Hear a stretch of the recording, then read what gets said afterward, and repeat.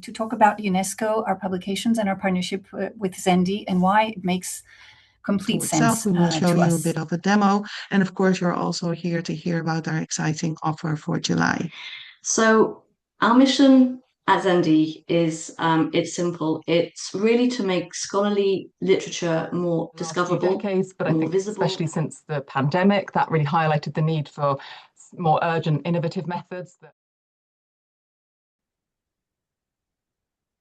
Hi everyone, I'm going to take over briefly from Lisette. I feel that we have an ongoing bandwidth issue on her end. Lisette, do feel free to interrupt me at any stage if you feel that you are Yeah, I back. think I'm here.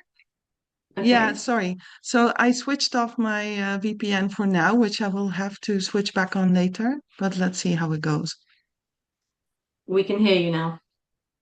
Oh, that's perfect. So welcome everyone. My name is Lisette van Kessel.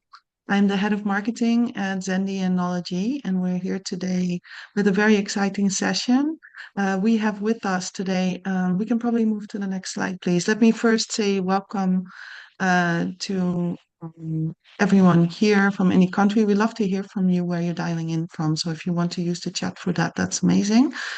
We are with us today, very exciting, Cristina Puerta from UNESCO and Catherine Berry from Bristol University Press. Also with me, I have Sara Crowley Vigneau, who is the partnerships lead at Zendy. And we have with me as well in the back end, you will not see her, but maybe we'll hear her later, but she's really helping us out in a great way. Mira.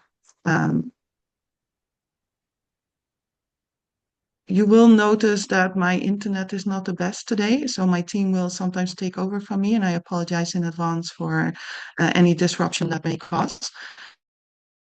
So today we're here together for an exciting session. We're gonna show you some amazing content from Zendy, and next to that, we will also share a bit more about the tool itself.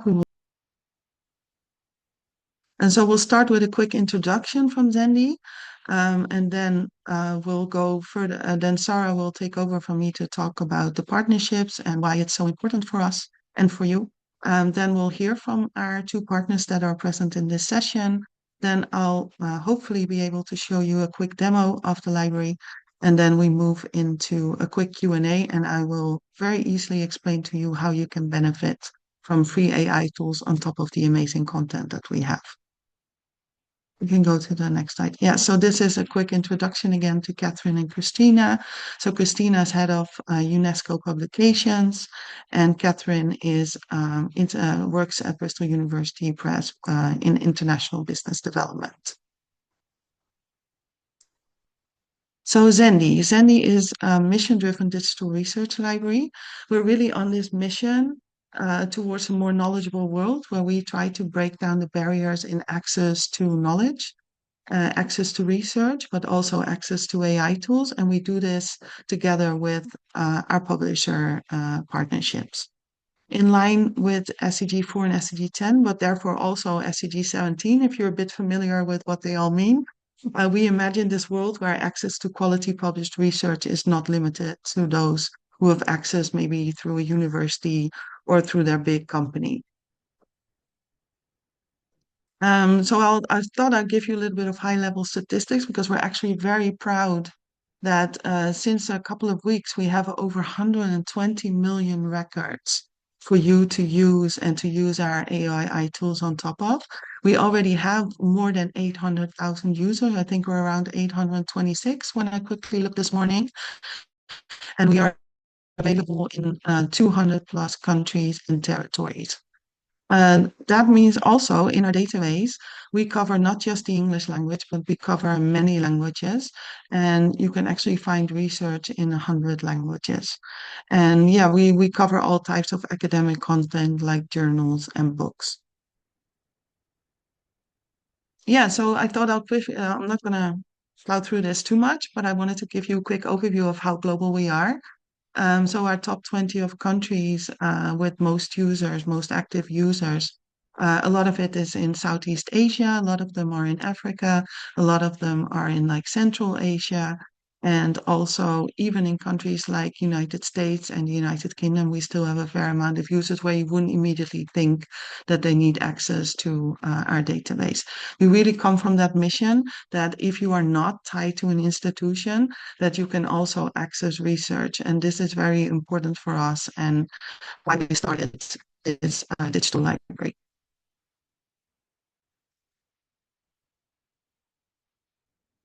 I also wanted to quickly show that we are quite 50-50 in, for instance, gender.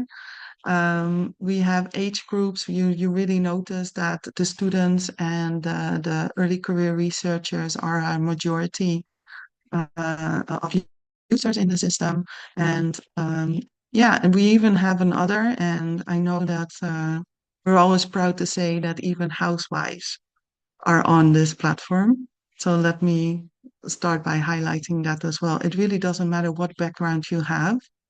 If you need research and you need to be able to trust that research, then Zendy is a really good place to go and find that research. I think, Sara, this is where you come in. That's my prompt. Thanks very much, Lisette. Well, hi to everyone, and thank you for joining us. I've been watching your comments in the box. I saw someone pop up from the UK, someone from the UAE, someone from the Philippines. So it's clear we're very international today. So I said hello as opposed to good morning or good afternoon. So my name is Sara. I am the partnerships lead at Zendy. And I'm excited to be joined by Cristina from UNESCO and Catherine from Bristol. These are two content partnerships that we have been working on for several years now. And it's great to be able to showcase these relationships in a webinar of this kind. So our mission at Zendy is it's simple. It's really to make scholarly literature more discoverable, more visible, and more accessible. So we really believe, and I believe, that this can only be achieved by working in genuine partnership with publishers, with societies, with international organizations which share that vision. Now, as you can see on the screen, we're fortunate to work with a growing and diverse community of partners, from commercial publishers to university presses, international organizations. Every partnership that we have is unique. However, they're all built on the same foundations: trust, transparency, respect for intellectual property, and of course, a shared commitment to making trusted content more discoverable, more accessible globally. Of course, the conversations that we're having, that I have day to day with publishers, are very much evolving. It's no longer just about making content available on a platform. It's about focusing on discoverability. It's about looking at impact and how we can support publishers with that. We talk a lot these days about responsible AI as well, which I'll mention in a little bit, licensing, and of course, commercial value for publishers. So as we know, and we'll all be seeing this in our day-to-day lives, readers and researchers' expectations are changing. We're using different tools now to discover research and content. Researchers increasingly want intelligent, conversational tools to navigate what is an ever-growing body of academic and scholarly content. And for publishers, the challenge is to navigate these different ways of working whilst protecting the integrity and the value of their content. And I think that's where partnerships really matter most. If we could move to the next slide, please. Thank you. So this is why we have a range of different licensing models at Zendy. What we try and do is work with publishers in the different ways that suits them best. We have a huge demographic of publishers, and our licensing models reflect that. So we work with quite a range of open access publishers or mixed publishers publishing both OA and paywall content. And the model there is called Zendy Open. And this is basically where we work with content providers to support discoverability of content, support impact, and provide feedback, usage analytics on exactly what's happening with that content. We work with paywall publishers, of course. A lot of those are university presses, such as Bristol, also with commercial publishers on paywall content. So this is Zendy Plus. This is where publishers can choose which countries they would like to make their content available in, and we support them accordingly. Important to say that Zendy Open and Zendy Plus are non-AI options. So we are working with still maybe 30% of our publishers on strictly non-AI licensing options for now. That being said, of course, AI is a large part of the conversation at the moment at London Book Fair, at Frankfurt Book Fair. So we have a range of AI licensing models to suit the different publishers we work with. It may be publishers taking their first steps with AI. It may be metadata only. It may be publishers who already have an AI policy, who are moving forward more quickly, in which case we have different models for full text. We are, of course, a RAG-based model, so there's absolutely no training on any of the publisher content. So what we've always tried to do at Zendy is to come up with models which fit what publishers are looking for, rather than forcing licensing, forcing AI on any partner. And it's always been important, both in terms of trust, but also in terms of transparency and listening to what publishers want. So obviously the tools that this content works with, which Lisette will showcase a little later on, enable researchers to discover relevant content more easily, to summarize research, and generally explore connections across literature, whilst ensuring that publishers remain in control of the content which they've trusted us with. And that's when I'll talk to you a little about responsible AI, and if we could move to the next slide. Thank you. So obviously, in scholarly literature, it's not just about AI answering questions. It's about whether those answers are based on trusted, authoritative sources. And we believe that responsible AI starts with licensing. Licensing ensures that research is used with the permissions of the organizations who are investing to publish it, the editors who curate it, and the authors who are creating it. So we want researchers to have confidence that they're working with a trusted version of scholarly content. Publishers retain content over their IP and how it's used. Authors know that their work is being respected, attributed properly, and it is contributing to trusted research. And generally, the scholarly ecosystem is remaining sustainable, ensuring continued investment in high quality publishing. There is, of course, another dimension, and that is commercial value. Publishers rightly want to understand what AI means for their business. Will it increase discoverability? Will it deepen engagement with their content? Will it help them reach new audiences? And can it provide richer insights than traditional usage reports? And these are very much the questions that we're working on at the moment with our partners. So beyond increasing visibility, we want to help publishers understand how users are interacting with their content. And we're doing that through personalized usage dashboards. So this is something we launched last year, and we're working with all of our publishers on to improve the data which is provided. We are working closely also with the Counter AI usage group to really establish a dashboard which will be beneficial and have high value for our partners.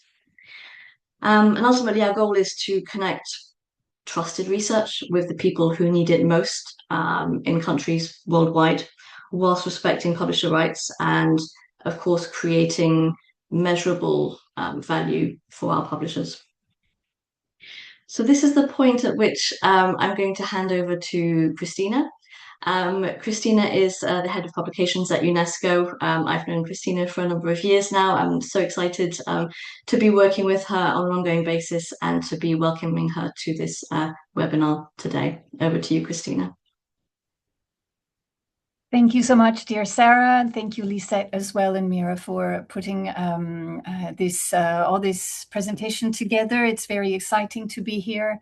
I'm very happy to share as well a conversation with Catherine from Bristol University Press. And yes, it's very exciting to be here and to be able to talk to all of you listening to our conversation. If you want to send any questions during my presentation, please feel free in the chat.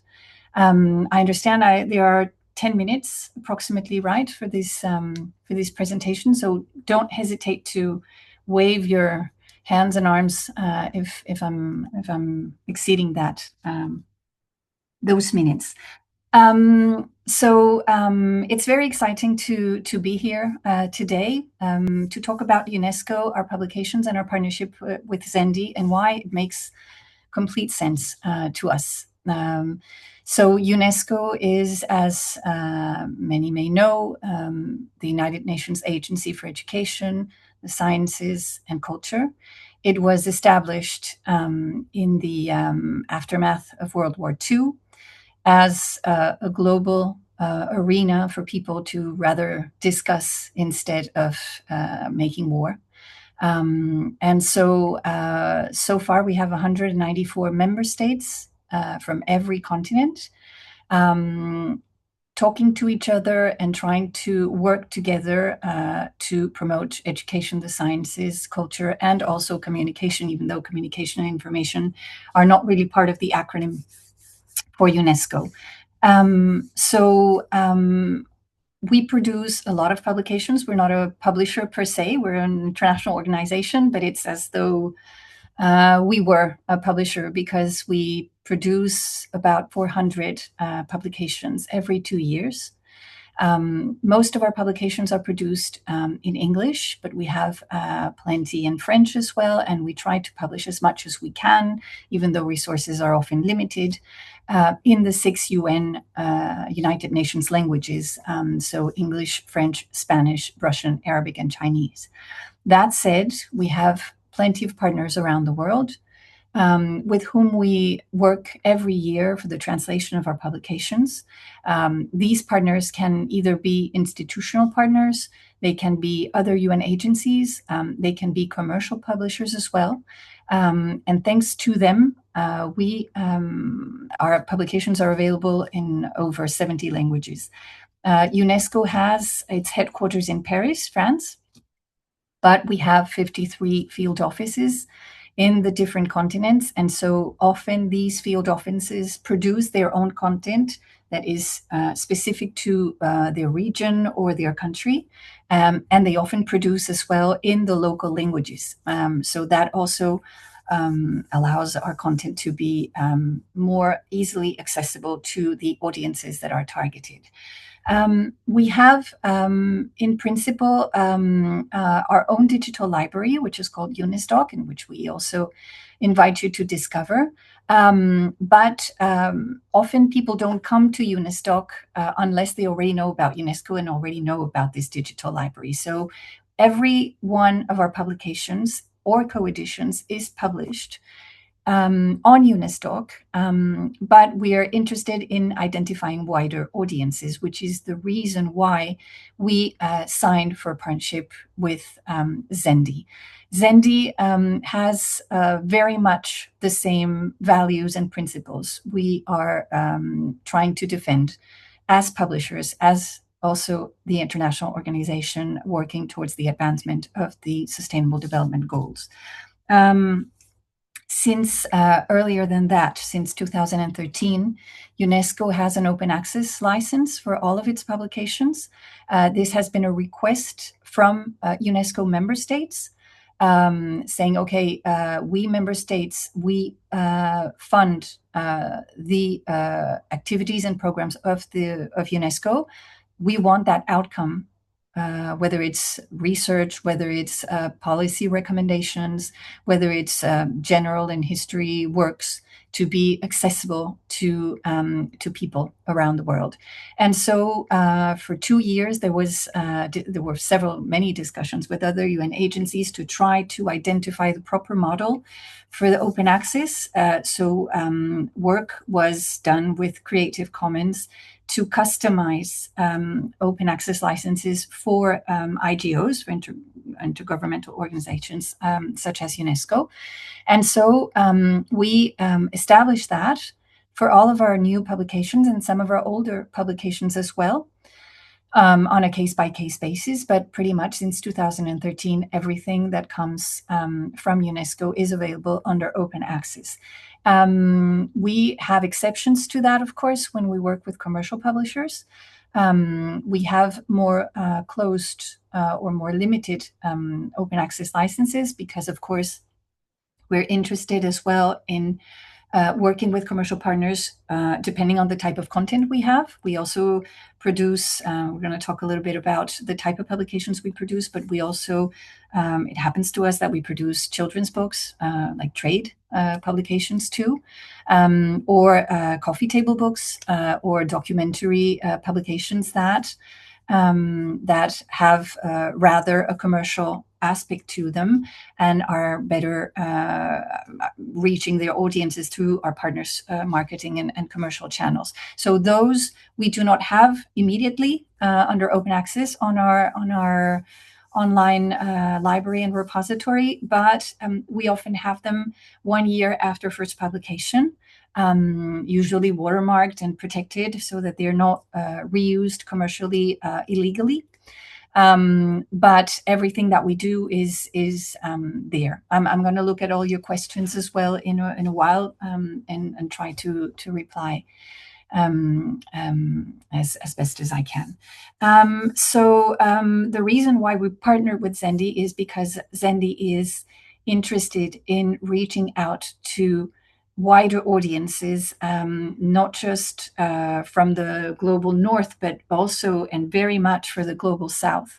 And as Sara very well said, Zendy is not pushing partners to transform their own working methods or open access models so that we fit into Zendy's requirements, but Zendy is adapting and proposing different solutions for our content in whichever it comes to be as available as possible. So for the moment, we strictly produce, and that's something we're very much fighting for, and we're trying to establish guidelines on the use of generative AI for content production to very clearly limit this. So everything that UNESCO publishes is human-made, is peer-reviewed, and we are making sure that we either own rights to absolutely all of the content that we produce, or that we have due authorization from original copyright holders. So UNESCO is also the organization that works to, among other partners, of course, but that works for the protection of copyright, intellectual property, creative expressions. And we are very serious about the content we deliver. Indeed, the discussions about AI are on the table and in everyone's minds from dusk till dawn, and we try to navigate with the times and to adapt as well. But we're very serious about the utmost quality of our content, how credible it is, how reliable it is. We work for member states. We issue policy recommendations. And the content that we provide has to stay authoritative and as best as we possibly can deliver. So we're very thankful to Zendy that they're accepting our ways of working and that they're replicating our open access model as to audiences that we usually don't reach. So next slide, please.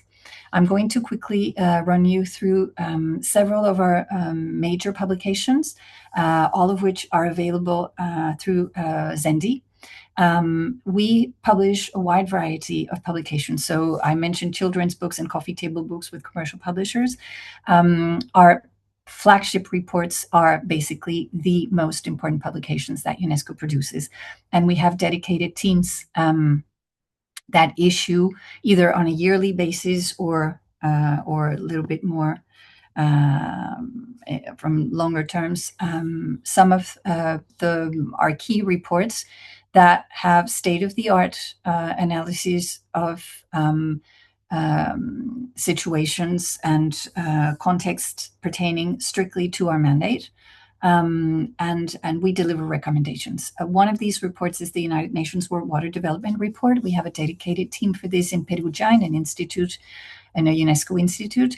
Every year they release this United Nations World Water Development Report on behalf of UN Water, which is an association of about 20 IGOs that contribute to these reports. Every year there's a theme to each report. So it's been, in the past few years, it's been about groundwater, it's been about water and climate change, it's been about water and jobs, for example. The next one is going to be, or the one this year was about water and how it affects gender issues. So this report has been published yearly since 2014. It's usually available in English, French, and Spanish. We have summaries available in other languages such as Korean and Italian. And something I forgot to say from the beginning is that we're definitely always looking for new partners for the translation of our publications, whether at international book fairs such as Frankfurt and the like, or remotely. So if anyone has an institution or a publishing house interested in working with us, then we will be happy to start conversations with you. Next slide, please. So this is the example of the Water for All People that included also gender issues and the languages the executive summary is available in. Next slide, please. One of our key publications is the Global Education Monitoring Report. We've had several names for this series. It's always been tied to the SDGs or the targets that were set before 2015. But these reports are published almost every year since 2002. They're also thematic, and every year they provide an overview globally of the progress or not of education in the different countries around the world. These reports are usually published in English with several translations available. We often translate this into Chinese, for example. And we have also side products such as regional reports, for example, for the Arabic region, for Southeast Asia, and also thematic side reports, basically in terms of gender, early childhood, and so on. One example of the Global Education Monitoring Reports was a couple of years ago. It was about technology in education and basically digital platforms and what it has and the consequences they have in social media on the education of our students and younger ones.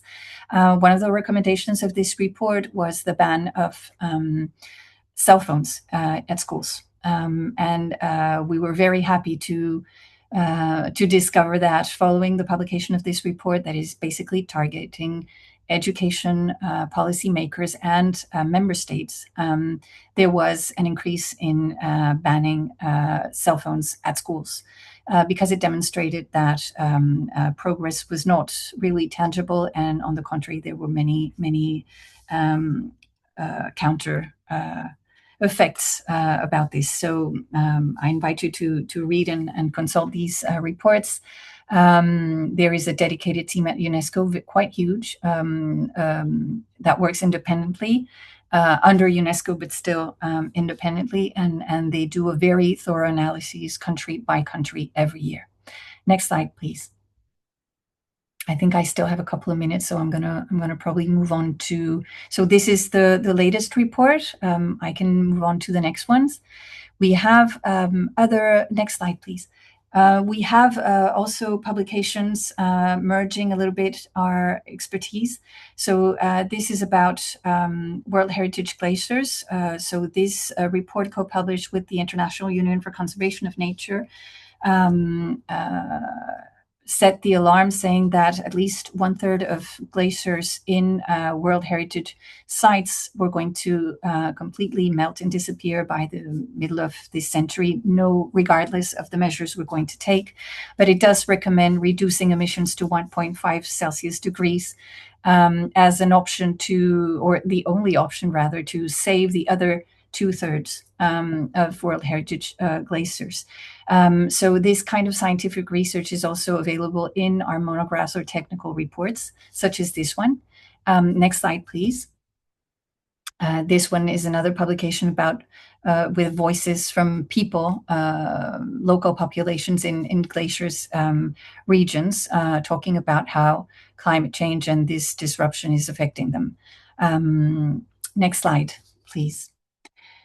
There is also other types of publications. We have a set of reports dedicated to Africa. Africa and gender equality are two cross-cutting priorities. So all our work on education, the sciences, culture, communication has to be as far as possible, because of course we don't only work for Africa, but has to focus particularly in the African continent. So for the past few years, we've been publishing a series of reports on Africa's creative industries. And these reports are the very first ones to be produced on these topics as such for the entire African continent.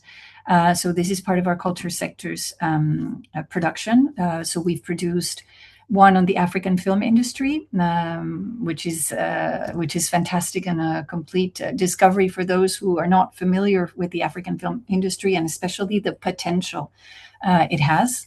The African fashion sector as well, very bustling, incredible, with a lot of opportunities for growth and for future employment. And one which is my favorite because I'm a publisher, which is the African book industry, the latest one to be released last year, which provides an analysis country by country on the trends, the challenges, the opportunities, the solutions, the creativity to overcome many of the difficulties for African publishers. First and foremost, distribution, but also often lack of support from their government. So this report is basically targeting governments and policymakers. It's interesting for publishers to see what is being done in other countries, but publishers pretty much know what's going on, and they talk a lot to each other, and there are several platforms for discussion between African publishers, but this is mostly to explain to member states, to governments, the hardships, the challenges, the opportunities, so that they publishers get full support in order to keep alive this very key creative industry. Next slide, please. So this is a bit of the explanation I was already given. So I invite you to consult these publications because they're really unique. Next slide. This is another publication. I'm just going to mention it quickly, about people and nature in UNESCO designated sites. UNESCO has, of course, World Heritage sites listed, but there are also other categories of listed sites in terms of other criteria. All of this is always selected by international committees with representatives from member states. So we also have the UNESCO Biosphere Reserves, which are places on this planet, about 700 so far, where a bit more probably by now, where people depend on their environment for their living. And so the harmonious relationship with nature is key not only for them, but also for the preservation of nature. And these places have been designated biosphere reserves, and they're also included in this publication. And a very interesting list is also that of geoparks, the UNESCO Global Geoparks, which are places on Earth that are very rich with geological heritage. And they're far less inscribed so far because the list is newer than the other two. But these are places where UNESCO is working a lot. There must be about 200 and something around the world. And we work very closely with all the representatives from those sites and member states to preserve them, promote them, and protect them also in terms of sustainable tourism. I think that's it for my presentation. I think I've gone a bit over my time. I saw no waving so in any case, thank you so much. I'll take a look at the questions and try to answer them silently. Thank you so much for this invitation. We look very much forward to continuing this collaboration with Zendy, opening doors for us, and we're very thankful for that. And hopefully reaching you and wider audiences everywhere and potentially collaborating for future projects. Thank you so much for your attention. Thank you, Cristina. No, super exciting and very interesting content, very many, very different topics, and it's very exciting to have the UNESCO publications on Zendy as well, and for researchers and students to engage with that content and to go deeper into it. So thank you for that. Thank you for having this partnership with us. Then next we go to Catherine from Bristol University Press, who also has some very exciting content to share. So over to you, Catherine. Thank you. And thanks for sharing the slides as well. Yeah, that was really interesting, Cristina. Thank you. It's really nice to learn more about the publishing side of UNESCO as well. So thank you. I hope you can all hear me okay and everything. Thank you to Zendy for the opportunity to speak today. I'm new to working with Zendy for BUP, so it's really a pleasure for me to be here. It's really good timing as well. I've just started recently working with you all. So BUP itself has actually partnered with Zendy for a number of years. And it's something that we're really proud and pleased to be able to do. It's so important for us to have these partnerships to enhance those research opportunities and impact globally. And a lot of what Cristina said resonated with BUP's mission as well. So that's really nice. My name's Catherine. I joined BUP last summer. I'm based in Bristol in the southwest of England. I look after sales mostly for the UK and Europe, but I will now soon be working further afield, including with Zendy. So this opportunity is really timely. It's been actually really helpful as well to hear the overview from you, Sara and Lisette, at the beginning as well. So thank you for that. What I'll do today is just give a brief overview really of Bristol University Press, what we publish. I'll share a couple of highlights from one of our series that I hope will be of interest, and just a quick overview of our author hub and the support available as well for anyone interested in looking to publish. Any questions, just pop them in the chat or feel free to email me after the session. So you'll see from the slide, it's a big anniversary year for Bristol, which is really nice. So it's the anniversary of Bristol University Press, 10 years, and also 30 years of Policy Press. So that's Bristol University Press started as Policy Press, and that's now become an imprint. It's also, coincidentally, 150-year anniversary of the University of Bristol. So lots of celebrations, but also a really nice opportunity to reflect on what the press and Policy Press has achieved. And the anniversaries really highlight our story of publishing cutting-edge research, championing intellectual ambition, social commitment, and belief in the transformative power of ideas. And we've been really proud to shape policy debates and amplify global scholarship over that 30-year journey. Our mission has been to publish work that matters. It's something that we, continue to do, and we're really proud to be doing so. And working in partnership with organisations like Zendy only amplifies that, which is brilliant. So Policy Press was founded in 1996, publishing work across social policy, politics, and public affairs, and we support scholars, practitioners, and policymakers in addressing really complex global challenges. titles from the Policy Press imprint cover inequality, climate change, health, migration, and governance. And the Policy Press titles in particular have really helped shape conversations beyond academia, which has been incredibly valuable and important for us. So 30 years on, Policy Press remains an imprint of BUP. We still publish a good number of books on the imprint, and the purpose remains unchanged, and that's to inform and inspire and influence policy for the better. So partnerships such as this go such a long way to support this, which is, so important. And then 10 years ago, Bristol University Press was launched to expand our global academic programme. It's enabled us to publish a broader, more diverse author community. We can champion new voices and perspectives through broader journals, books, and open access programmes. And we've also expanded into other publishing areas, so politics and international relations, business and management, and science and technology. So we've really been able to broaden that disciplinary coverage across the social sciences and humanities and reach a wider community than ever. And our research is now accessed in just under 200 countries. We're a fairly small team still. We're about 50 members of staff, mostly based in Bristol in the UK. We publish around 300 books a year and 26 scholarly journals covering broadly the social sciences. Next slide, please.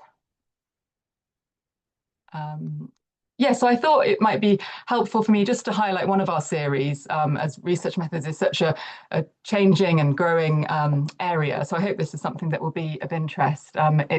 We're seeing research methods as an increasingly important way to enhance global scholarship. And this series in particular helps support the really innovative research methods that are happening. It's really amazing when you look at the whole series, what there is, and there's more. We publish, it's a very active series. We publish a lot of books in it, which is really just shows how valuable it is. The editor, Helen Cara, is an independent researcher specializing in creative research methods, but also radical research ethics and creative academic and non-fiction writing. She's published the 2 books on the side here, as well as many others. And the textbooks in the series really give students and researchers at all levels the information needed to understand and use these specific methods. They're quite short books, they're practical, they're written by researchers and for researchers around the world. And the focus is really on how to use those creative and innovative research methods. So there's podcasts, which I'll talk a bit more detail about, apps, zines. It's really, the first series to provide guidance on using such creative methods across all disciplines. And that's something that's really increased in the last few decades, but I think especially since the pandemic, that really highlighted the need for more urgent, innovative methods that were really transformational, perhaps when more traditional methods were not so easily available.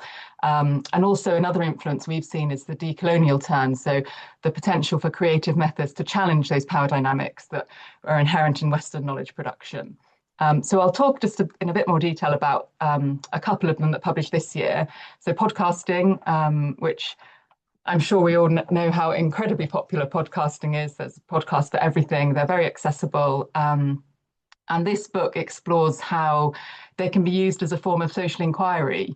They're used more in the classroom for assessments. They're a really powerful tool for data collection and knowledge production. And this book shows how podcasts can transform qualitative research. It has practical guidance on how to actually produce a research podcast for beginners, but also for more experienced researchers that are perhaps thinking outside the box a bit about their research methods and how they might like to change those. And it also considers the ethical considerations and challenges when working with sound and voice, so to make sure that the research is done responsibly, and also connecting it to the more long-standing tradition of oral research, which has obviously been happening for many, many years, whilst at the same time pushing the boundaries of new research methods. So it's really, it's for students, but also for researchers and practitioners looking at wanting to creatively and critically engage with sound in their work, which I think is a really interesting area of research methods. And then the second one is enhanced interviews. So of course, qualitative interviews are one of the most powerful ways to explore lived experience, emotion, and perspective. And this guide equips researchers with those techniques to really enhance that research and to make the interviews more engaging, more impactful, and deeper as well. And they incorporate objects, documents, sensory prompts to choose the optimal interview format. They draw from inspiration like therapy and journalism to introduce more creative strategies for more meaningful data that centers the participant, which is obviously the key outcome that they want. So in terms of the type of reader using this, it would be, again, students and early career researchers, but it really demonstrates how to design interviews that are not just ethically grounded, which is of course key, but also engaging and genuinely engaging as well, which is really key. And then finally, just on the next slide, I wanted to share our author hub because it's something that it's there's absolutely tons of information on there, but I hope it will be really helpful for people looking to not just to publish, well, potentially hopefully with BUP, but any other publisher as well. It's a really important space on the website. The screenshot here just shows some of the areas that you can go into, but there's lots of information on each one. And it talks about how you can submit your proposal. Sorry, I've completely lost where I was. Yeah, so how you can submit your proposal, information about BUP, Policy Press in a wider sense, but also guidance on the options we have for publishing open access. And our goal is to move as much of our research-based publishing to open access as possible, particularly with work focusing on the global social challenges. And we're seeing an increase in that, which we're really pleased with. So there are lots of different guidelines and support documents available within this hub to support the submission of a proposal. It's all very clearly outlined. We ask that the proposal fits one of the following categories. So a research monograph, a multi-author edited work, learning resource, policy and practice, trade book or a short book. But there's plenty of flexibility within these categories. And of course, we broadly cover the whole of the social sciences, and we're always interested in hearing new proposals on new areas as well. There are contact details for all of our editors also that you can send your proposal to directly. You are obviously, of course, welcome to share any information with me, and I can pass that on or put you in touch with the right person if I'm not able to answer the query myself. But I really recommend this hub on the website as a place to go for guidance. Yeah, as I said, not just for BUP, but for publishing more generally. It's super helpful and important to see. We want to make as much information available to you as possible. So that's a really great place for us, and any feedback on it is also very welcome. Yeah, so that was a very brief update, really, from Bristol University Press on what we publish and how we publish. And yeah, thanks again to Sara and Lisette and Mira, especially for putting all this together. And yeah, happy to answer any questions. Thank you. Thank you, Catherine. I always start visualizing things and then I go like, oh, so if one of our audience participants now reads this, they want to publish with you, then imagine a few months, years later, you might actually be on Zendy and have your article there as well for about 800,000 people to see. So Yeah, it's amazing. Yeah, amazing. and great Yeah. content. Yeah, great content, honestly. Very impressed. Really like Thank that you. part about the different ways of researching. Very interesting. Yeah, there's a way for Yeah, so anything. Thank yeah, you. yeah, definitely, definitely. Yeah, it's nice that you can get creative in that. So what I'm going to do, I'm going to try and now take over the screen. And there has been some technical challenges with my computer this morning, so I'm still going to give it a go. I'm hopeful to show you a little bit of Zendy, and then we'll also dive into how you can easily create your own account and benefit from our free month of unlimited AI tools.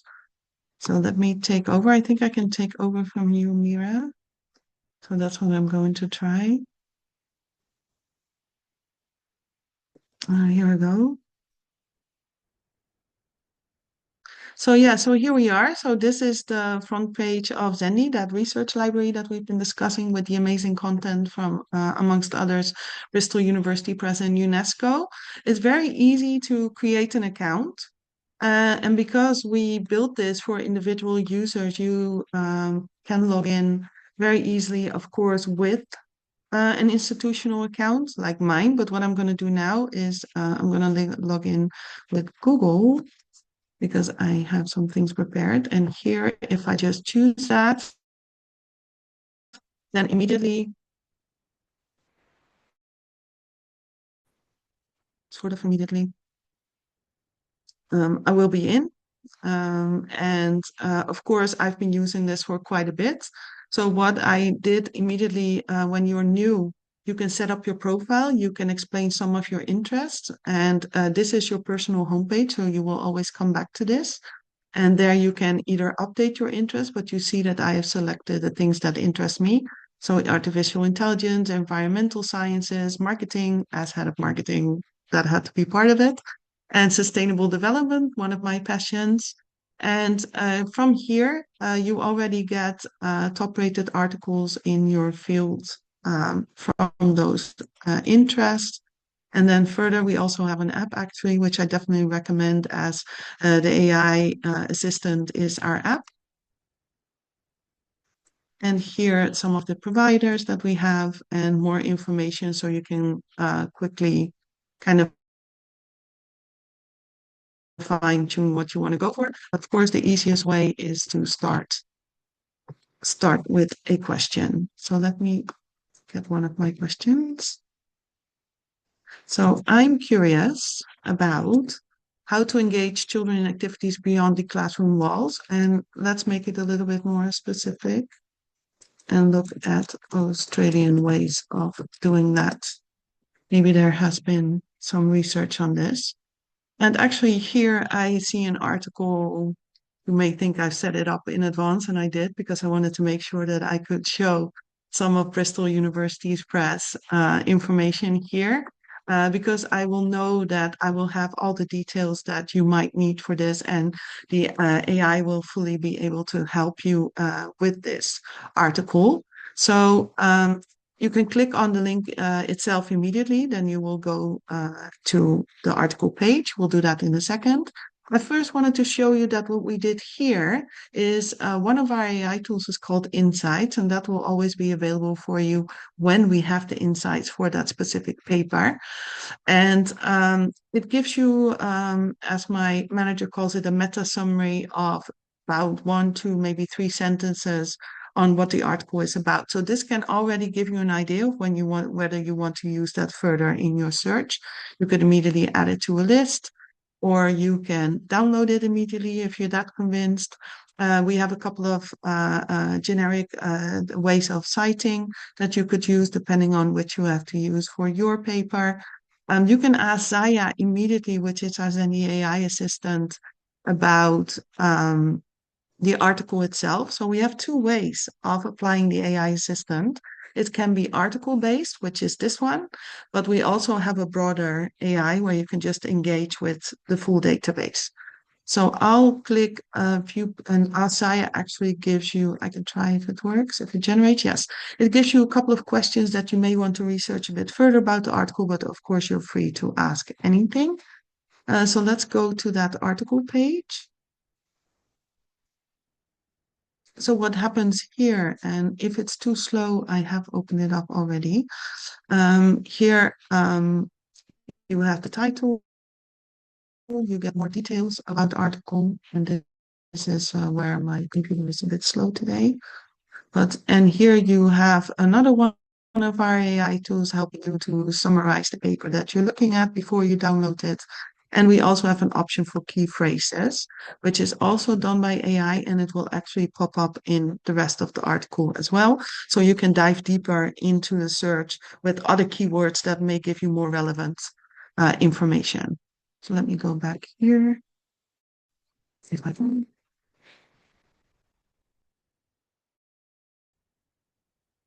See, it's a bit slow, but we're getting there. So kudos for my computer, because this morning that would have not been an option. So this is what you can do here, but then of course you can also go to ZAIA as a whole, and I'm just going to show it really briefly, because the Zoom is in the way. Here we go, and I'm going to ask about the. If it's going to let me do that. See how slow it is, right? Of scientific searches. Let's see if that works. Here we go. And then ZAIA gives you also an opportunity to check what it's doing. So you understand how the answer that's coming up next is being pulled together. So let's see, it's searching in database, which is a huge database. So it takes a little bit of time. But what you will see here as well, so it now talked to all of our articles, all of the information that we have. And then here you will also find articles that it has been tagging. So you see here the numbers in the answer, and that will give you a way to get to the right article and to really navigate that information and dive deeper into that article and see if that's of anything for you. And the great thing about this AI assistant is you can talk in any language. So in this case, I did it in English because I'm going to assume that the majority will understand the English joining this webinar. But you can try in your own language and it should understand it. And even if you make a typo, it should still be able to understand what you need. So this is basically how easy it gets. And then, of course, there are some more things that you can do, like adding bookmarks and adding lists. But yeah, that's very typical for most databases that you can do this. And then there's a blog where you can get updated on the most recent features, but also about industry information when it comes to AI tools and research libraries. I'm going to stop sharing this part, because I think you saw how easy it was to create an account. Mira, do you want to bring the last slide back up, please?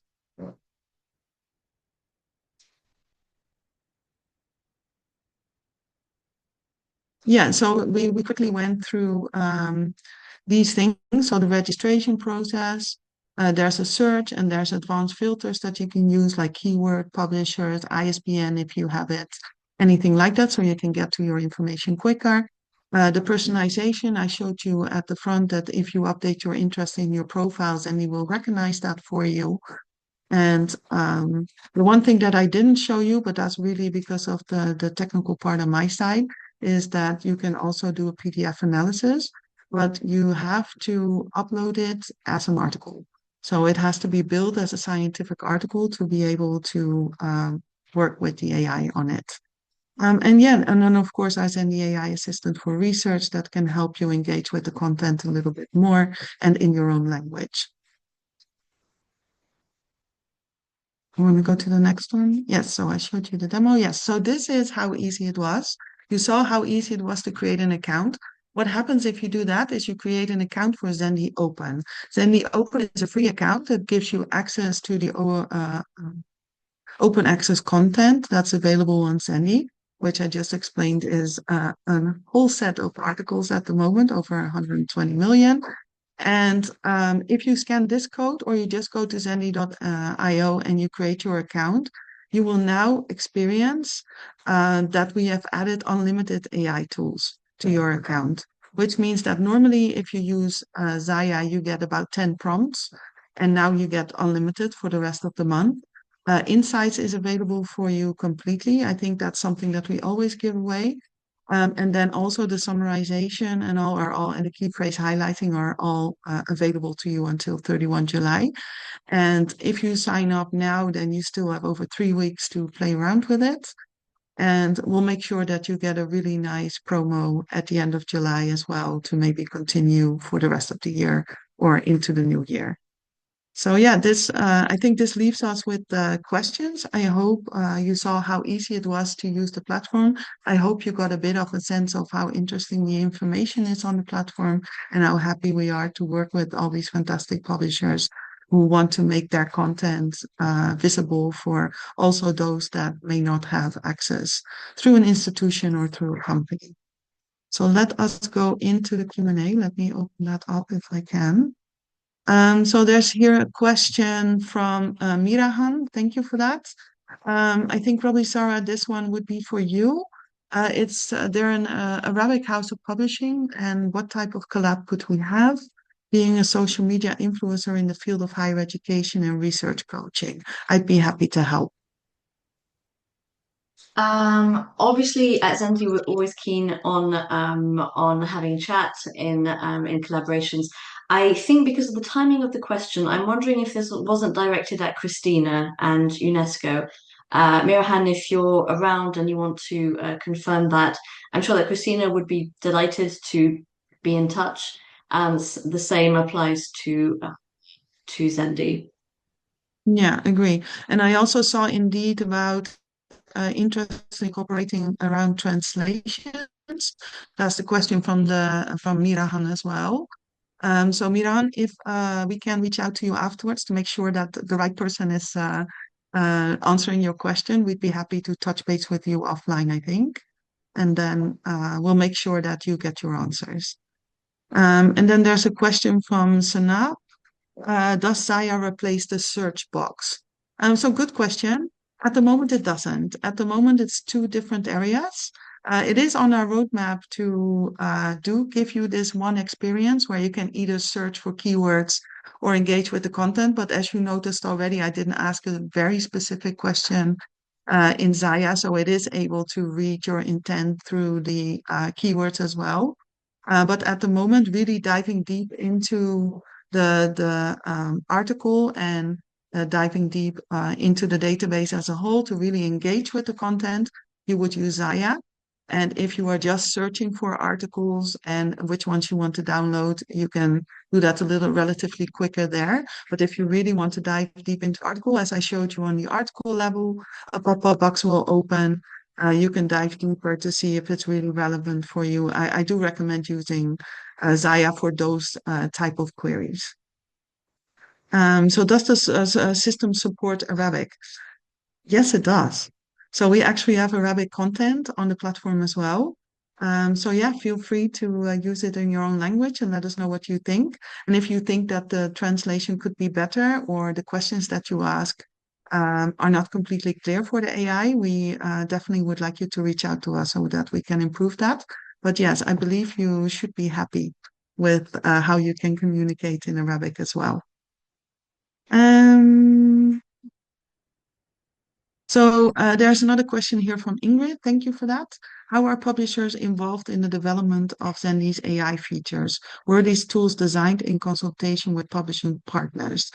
So Ingrid, to answer your question relatively well, and otherwise Sara can jump in. What we typically do is we mainly work with researchers and institutions to understand how they want to engage with the content. So I think Sara can really share how we partner with publishers on that. But from what I know is I know that we definitely involve researchers and institutions to make sure that they can use the AI so that their students and researchers can get the best out of it. Do you have anything to add on that, Sara? Yes, of course. Thanks, Lisette, and thanks, Ingrid, for the question. Um, I think it's fair to say that this is a multi-partner conversation in developing these new tools. Obviously, we're speaking to researchers, we're speaking to institutions. On my end, I'm speaking on a daily basis to all of our publishing partners. Publishers are at different stages with AI, but they all have information for us to take into account in terms of how they would like to see their content used, in terms of the tools they feel would be useful. We're constantly updating with new tools on the platform, fully in consultation with publishers. And then quickly touching on the licensing front, which I mentioned earlier, inclusion of publisher content in AI tools is something that publishers have to agree to in writing. So it's important to note that there's full transparency that we will not be including publisher content into AI tools unless the publisher is fully happy for that to go ahead. And I think that goes back to what I mentioned earlier in regards to the relationships that we have being fully trust-based and transparent. It's extremely important to us that we want to keep moving forward in terms of AI so that we're meeting the demand from publishers and from institutions, but it's equally important to us that publishers are happy with what we're doing with their content and fully understand what is happening. So a bit of a long answer to say that yes, we're working with publishers at every stage. Thank you, Sara. Yeah, I agree. And I think it's actually a really nice suggestion to think about that a little bit more, also from like the usage perspective and things like that. We have one final question here from Cameron. So thank you for joining us. What are the new features that are coming soon? So we highlighted one a little bit already, which is that we would like to see one search box for everything. And actually, what we would like to add to that in the future as well, we're already doing this for libraries, but we would like to do for our own digital library as well, to add more of the discovery service. So diving even deeper and being able to really discover content in many ways, like finding similar articles, have this explain tool, being able to maybe even do a systematic review. We're diving into all of these with our fantastic developers who have spent the last couple of weeks a lot into fine-tuning a lot of the tools that we already have, making sure that you now not have access to 70 million articles, but to 120, which was a great exercise from their end. They're constantly, whenever we have a new publisher, they're working on updating that content. So you'll be excited to know that there's a few new ones coming very soon as well.